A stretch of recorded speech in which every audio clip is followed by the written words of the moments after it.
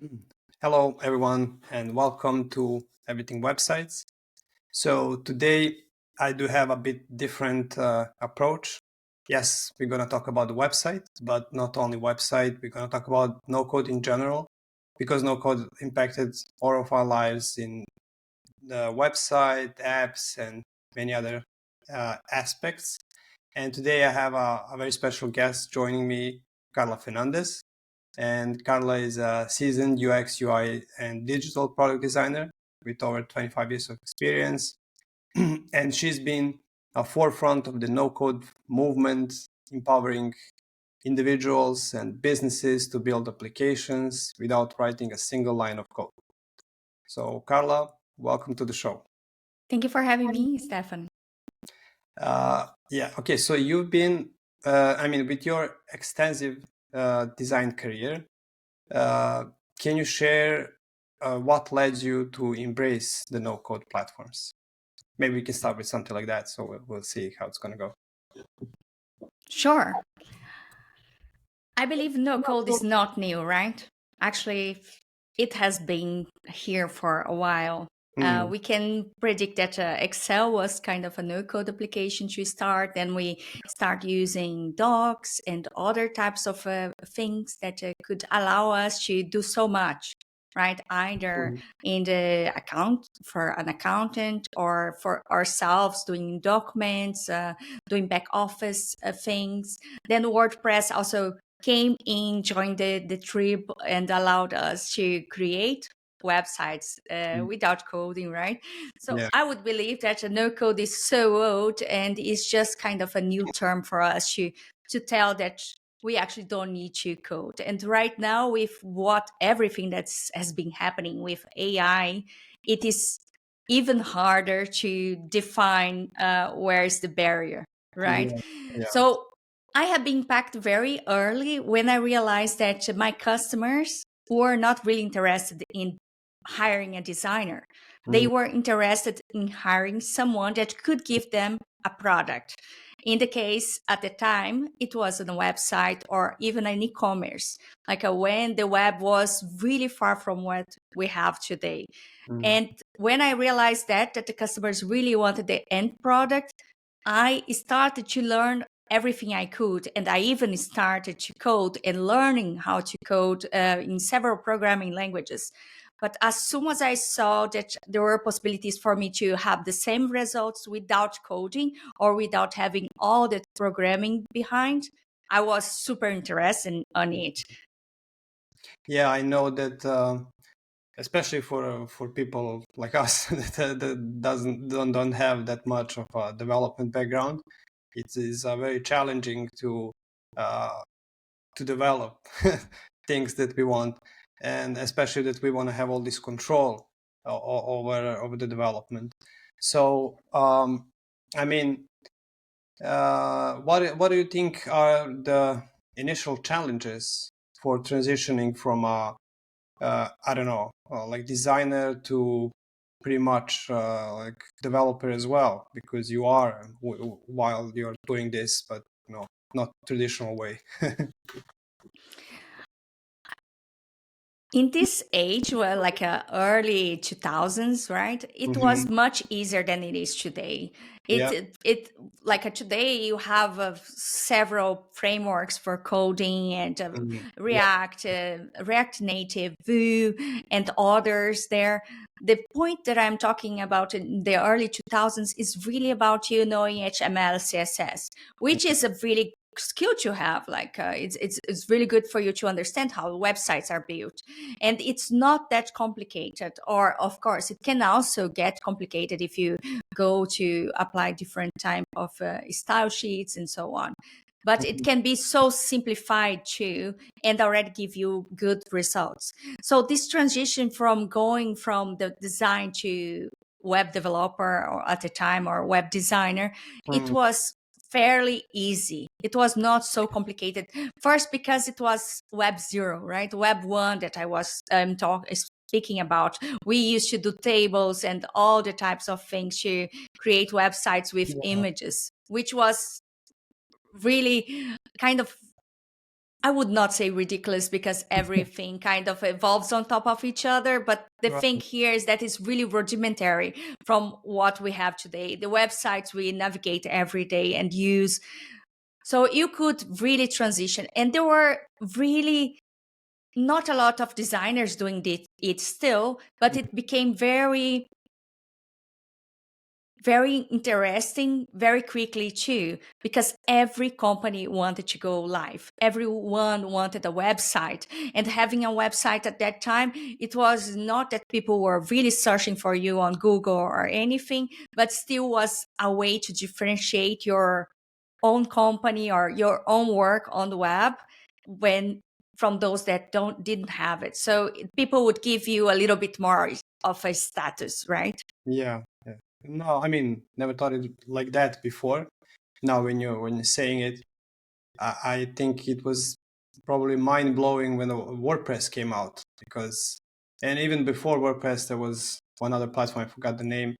Can you imagine just have a platform where you can build a website without coding, which was kind of pretty amazing.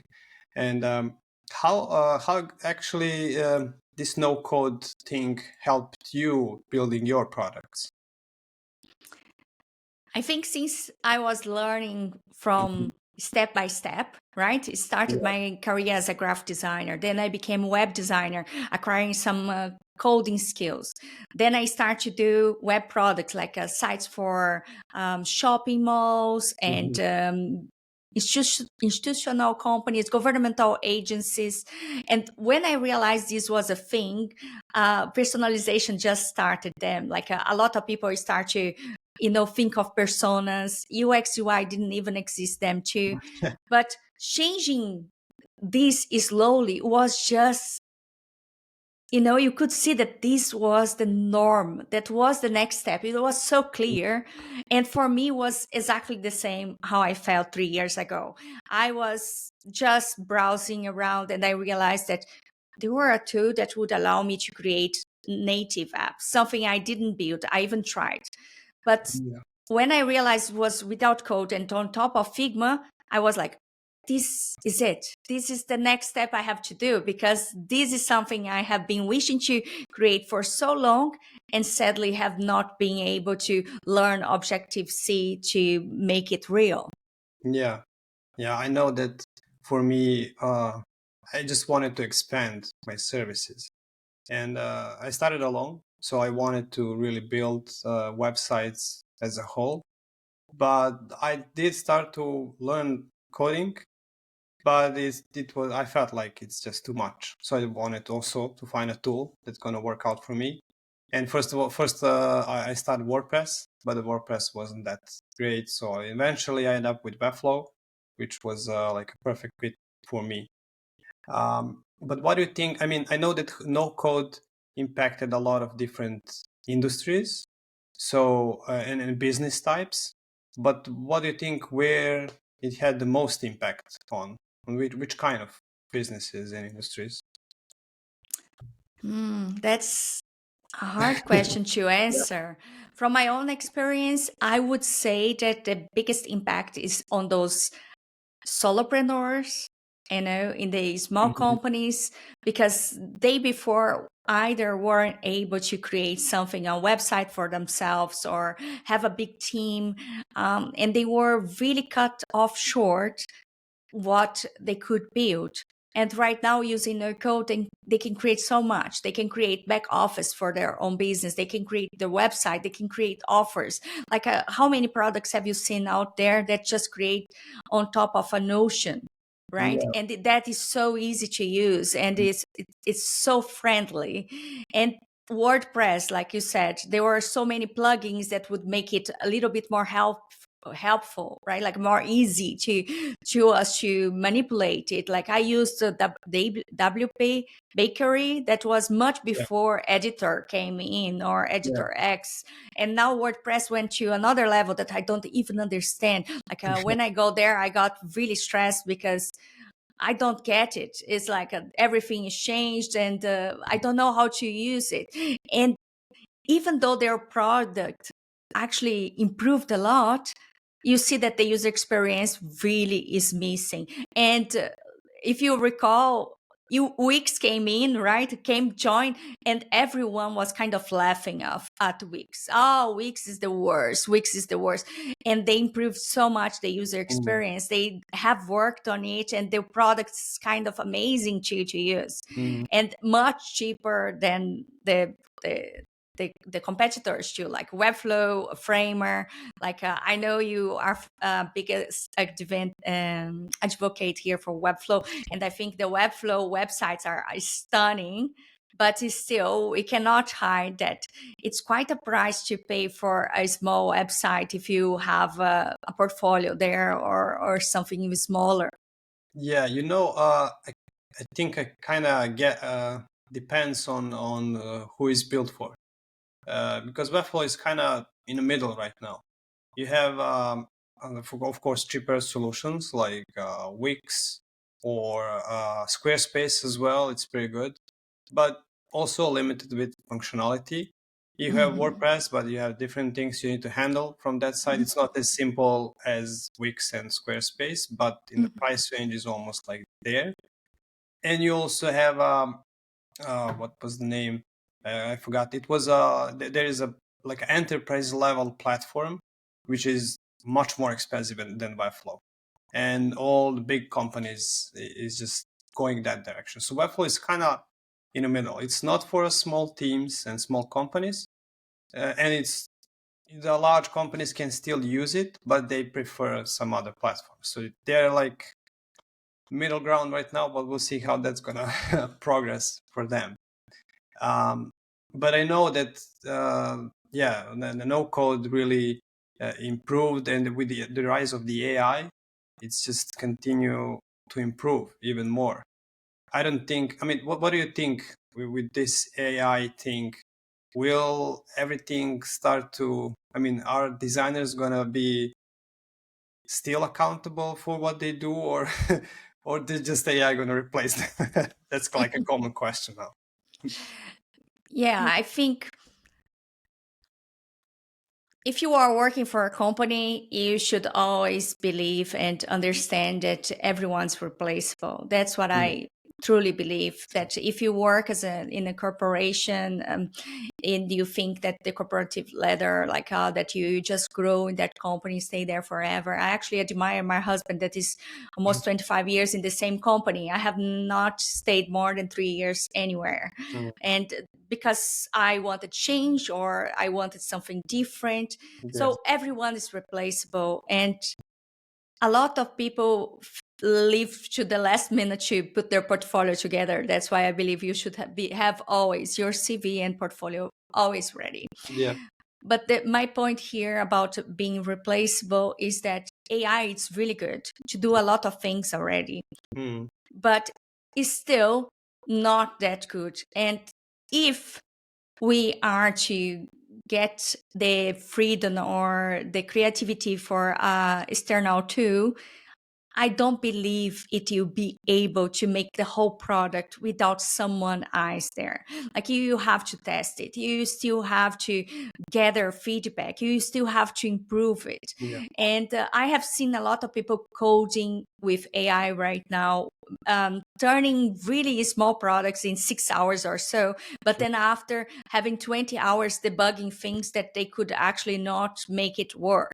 So it is really quick to get to a MVP, or even maybe 1 or 2 pages working, Yeah. but it doesn't mean that you can build the whole solution from one day to the other. This is still far from us. It will improve. I am sure of that. Like Mm, AI already improved so much in the last year. It's unimaginable what can be ahead of us. And it's super exciting. We should all be using it in our favor, helping us creating things faster, also being more efficient, mm, and, you know, improve the things that we are not good at. Like we are not good in everything. Like I don't write good copy, and I think that's a great help for me. And I have been doing much more because I have this help. So if it can help you, use the supplement, right? yeah. Yeah. I mean, you're completely right with that. And I think that just like you said, AI cannot still replaces, maybe someday, but still not, because you need to have a knowledge of the topic that you're using AI for. Because if you don't, AI will make a mistake, you will not know it, and that will cost you a lot. So, and especially, don't let me start it on the AI that don't understand fully how people are thinking, their emotions, and all this kind of stuff. So there is still a long way to go, but I agree that we should use it as much as possible, because just like you said, just help you fill out the hole where you're not good at. So that's kind of a pretty good way to say it. But I mean, since yeah, you have a experience in design and now business and everything, so how actually no code changed your career and the business approach in general? I know it's changed, but is that like everything around no code right now, or how that works?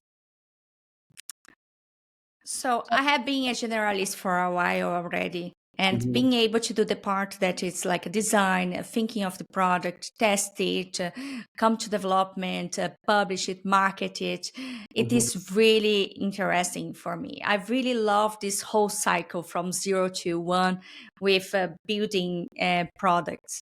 And I believe no code, without no code, that would not be possible for sure. Not in building native apps. Like I was not able to build a native app using code. And I am super interested to try AI to build some native apps using AI to see how good they get. Yeah. Like, it's not that I am discarding what is out there. I think you can always evolve and you should learn all the tools too.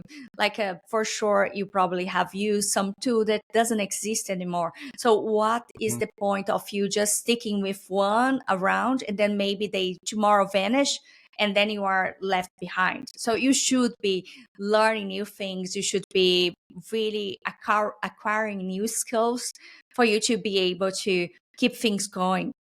Yeah. Uh, No code is big for me because I started doing something that I was not able to, yeah. right? That was this no code, these native apps. And it's still very big for me because I can do the whole product. So this gave me an extra skill to give another product, not just a website, not just a web store or e-commerce, but also building the app itself. Hmm. I want to go back to AI a bit again, because I wanted to ask, but then forgot. Just I know, for example, that in website development, AI is starting to get a lot of use in user testing. Did you manage? I mean, did you use it before AI to help you with the testing stuff, or any UX maybe part of the project? Yeah, great. Like I did Yeah. use a couple of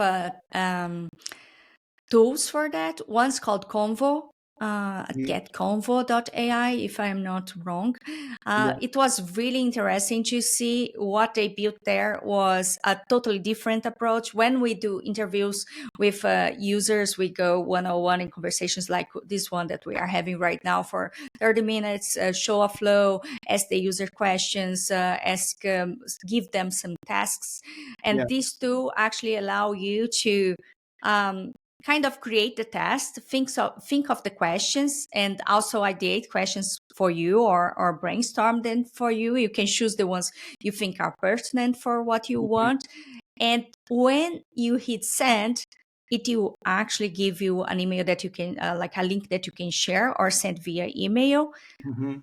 And the user, you join and answer the questions via audio or chat, but the AI is smart enough to make the more deeper questions. So it's not that like, if you go to a form like a survey, most of the time users just like to choose multiple choices like, oh, Yeah. these or that or so on. So in this case, actually, the AI is smart enough to do the follow-up questions to understand the real problem the user is having. And I found that really interesting because it would cut a lot of the time that, and you would have then later on the transcriptions of Mhm.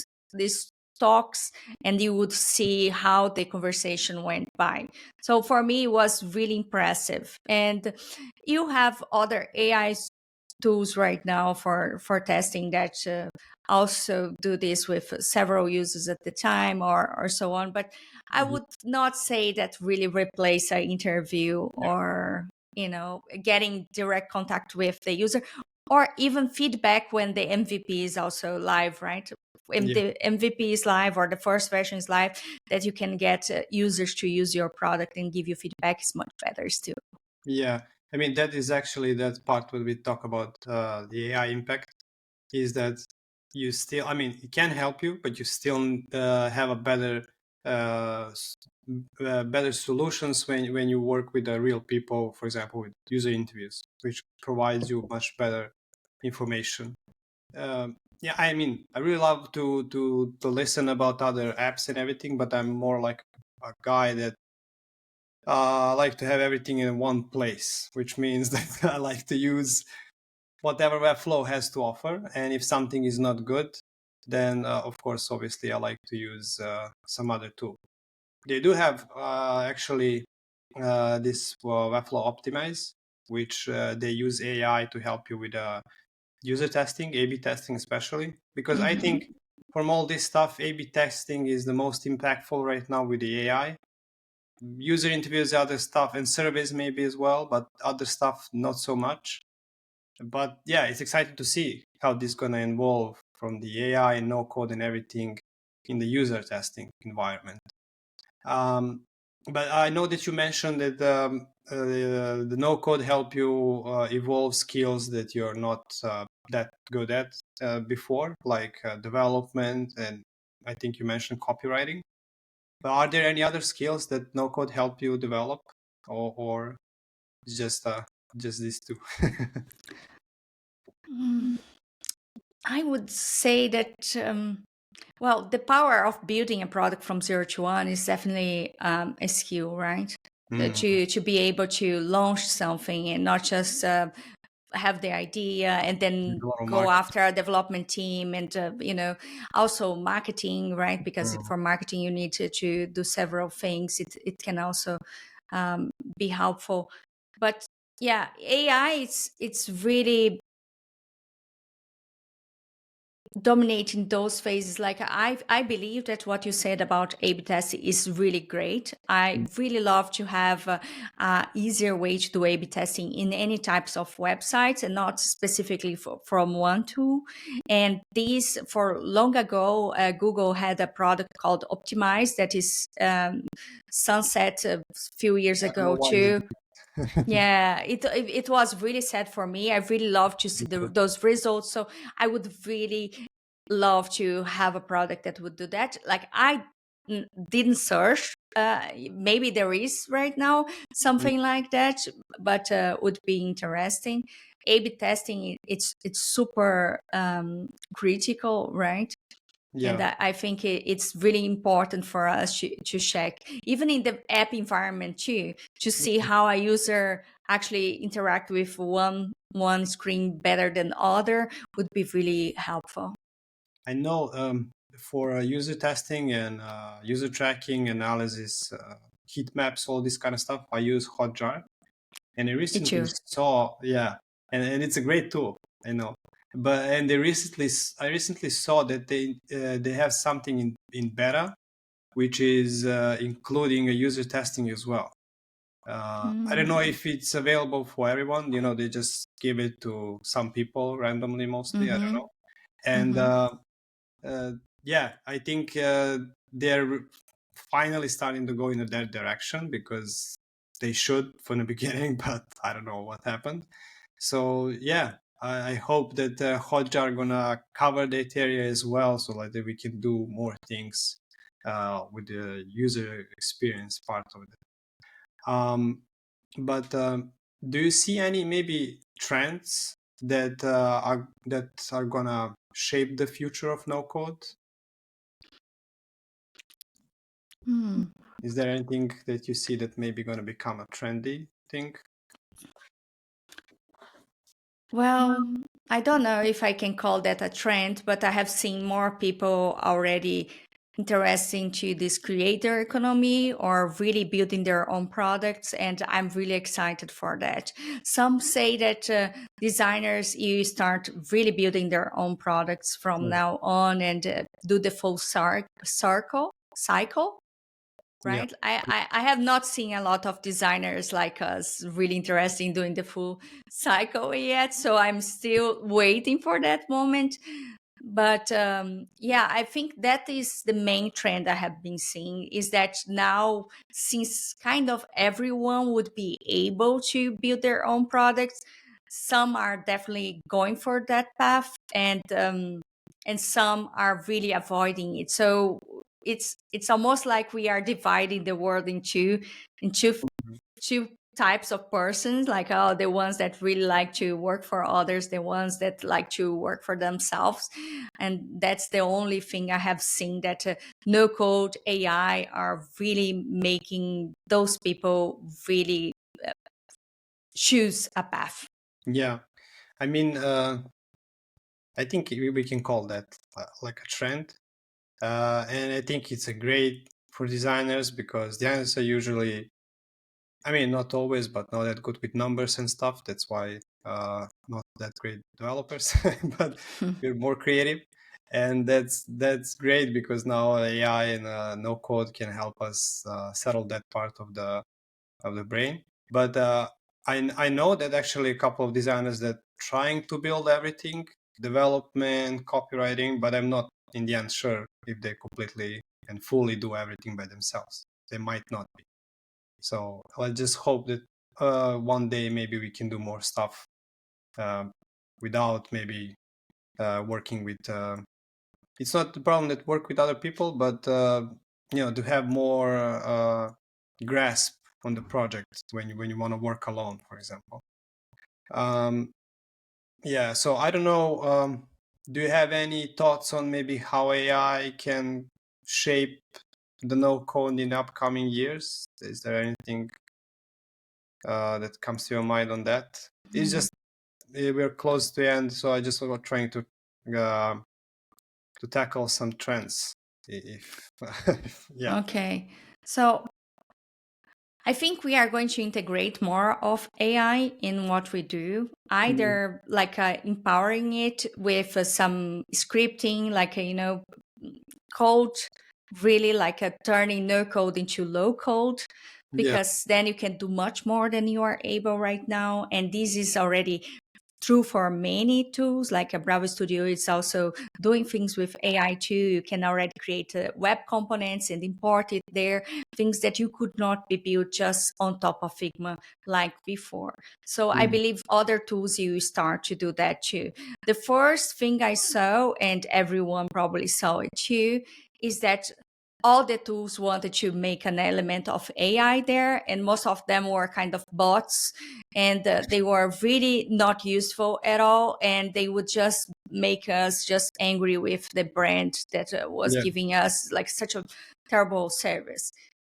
But now I see brands being a little bit more mindful about how they use AI and what the AI is actually giving us to work with. So this is one of the things I believe will happen more, that we use this either Lovable, Bolt, or any other to create those custom web components, maybe import inside other no-code mhm, tools, integrate them like with Make, with Zapier, with other tools to make things possible quicker, and yeah, also without this time delay that most of the time happens.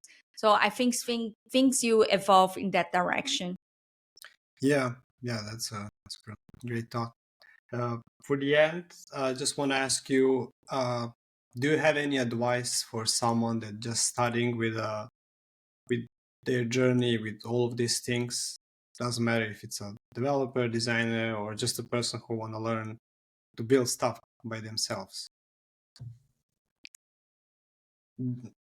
Yeah, the entire. Start Yeah. by start by thinking about what you want to build. That is the main thing. Once you really discover what you want to build, then think of the steps you want there, which features, which functionalities, what is the best environment for it. Is it web? Is it native? It is somewhere else. Maybe it's even just a newsletter, right? Can Mhm. be a landing page. I don't know what is your product. So think of your idea, think of the best environment for it, and after choose the best tools that really help you to accomplish that. Since you did this work, you know when your project is ready. If you don't do it, it will never be ready. You will never launch because things can always evolve.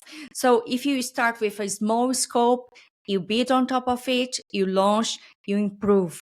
And that is the cycle that no code allows you to really do. And that is the magnificent thing about it is Mhm. that you can do slowly and improve it and iterate and improve again.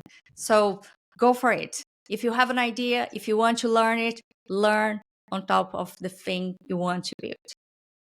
Okay, so there you go, guys. This is great advice. Thank you so much, Karla, and thank you for being part of this short podcast. We are trying this kind of way of focusing one thing at a time, and let's see. For now, people like it, so let's see if you guys still like this kind of format. I'm gonna make more. Again, Karla, thank you for being a part of this conversation, and I hope we'll talk sometime soon again. Thank you for having me and looking forward to see you in another conference. Sure. Yeah, thank you. Bye.